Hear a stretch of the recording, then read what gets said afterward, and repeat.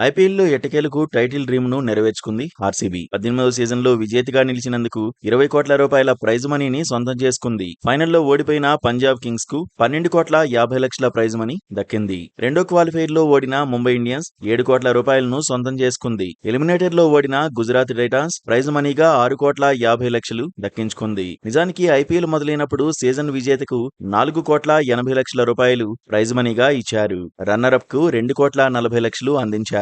అయితే ఆ తర్వాత ప్రైజ్ మనీ భారీగా పెరిగింది. ఐపీఎల్ 18వ సీజన్ లో ఆరెంజ్ క్యాప్ ను గుజరాత్ టైటాన్స్ ఓపెనర్ సాయి సుదర్శన్ గెలుచుకున్నాడు. పర్పుల్ క్యాప్ ను ప్రసిద్ధి కృష్ణ సొంతం చేసుకున్నాడు. సాయి సుదర్శన్, ప్రసిద్ధి కృష్ణ చెరో 10 లక్షల రూపాయలు దక్కించుకున్నారు. ఎమర్జింగ్ ప్లేయర్ గాను సాయి సుదర్శన్ 10 లక్షల రూపాయలు సొంతం చేసుకున్నాడు. మోస్ట్ వాల్యుబుల్ ప్లేయర్ గా సూర్యకుమార్ యాదవ్ 15 లక్షల రూపాయలు సొంతం చేసుకున్నాడు. Super striker of the season గా వైభవ్ సూర్యవంశీ నిలిచాడు. 10 లక్షలతో పాటు కారును సొంతం చేసుకున్నాడు. బెస్ట్ క్యాచ్ విన్నర్ అవార్డు కింద కమిందు మెండిస్ 10 లక్షలు అందుకున్నాడు. ఎక్కువ డాట్ బాల్స్ వేసిన సిరాజ్ ఖాతాలో 10 లక్షలు చేరాయి. Chennai super Kings fair play award కింద 10 లక్షలు దక్కించుకుంది.